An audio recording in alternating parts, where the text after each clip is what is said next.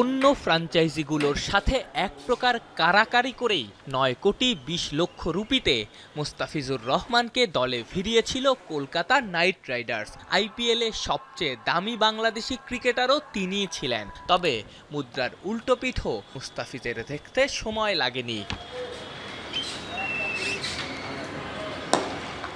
বাংলাদেশি ক্রিকেটারদের নিষিদ্ধের দাবি জানিয়ে কট্টর হিন্দুত্ববাদী কয়েকটি সংগঠন বেশ কয়েকদিন ধরেই আন্দোলন করে আসছিল।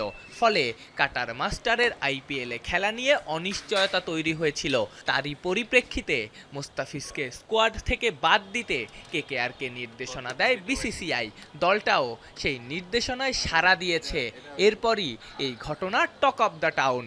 মোস্তাফিজের মতো একজন প্রতিভাবান ক্রিকেটার যে বিশ্ব ক্রিকেটে বাংলাদেশের নামকে উজ্জ্বল করেছে, যে আইপিএল এর মতো একটি জায়গায় সর্বোচ্চ একটি দরে তাকে কলকাতার মতো একটি ক্লাব নিয়েছে, তো সেইখানে এই ধর্মকে টেনে এই ধরনের কর্মকাণ্ড এটি আমার কাছে একদম টোটালি যুক্তিসঙ্গত মনে হয় না। কারণ একজন ক্রীড়াবিদ সে বিগত সময়ে কিন্তু এই আইপিএলে খেলেছে, হঠাৎ করে ধর্মীয় ইস্যুকে লক্ষ্য করে বা যাদের ষড়যন্ত্রের কারণে আজকে মোস্তাফিজকে রিলিজ দিয়ে দেওয়া হয়েছে, আমার কাছে মনে হয় যে এটার বিষয়ে ভিতরে আরও তদন্ত করে খতিয়ে দেখে এটা কেন হলো।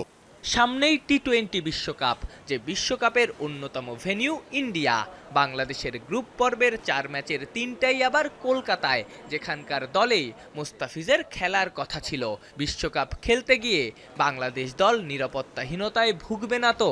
যেহেতু সামনে বিশ্বকাপ, সেই ক্ষেত্রে আমাদের ক্রিকেটাররা ভারতে গিয়ে খেললে একটা শঙ্কার জায়গা কিন্তু থেকে যায়, এবং সেই শঙ্কার জায়গাটা কিভাবে দ্রুত কাটিয়ে উঠবে সেটা আমি ক্রিকেট বোর্ড এবং আমাদের সরকারের যারা দায়িত্ব রয়েছে আমি তাদের কাছে ছেড়ে দিলাম, যে আপনারা দ্রুত সময়ের ভিতরে এই বিষয়টি আলোচনা করে কিভাবে দ্রুত সুরাহা করা যায়। বাংলাদেশ ফুটবল দলের সাবেক অধিনায়ক ক্রিকেট বোর্ডের হস্তক্ষেপ কামনা করছেন। এই ইস্যুতে বিসিবির অবস্থান কি হয়, প্রশ্ন সেখানেই।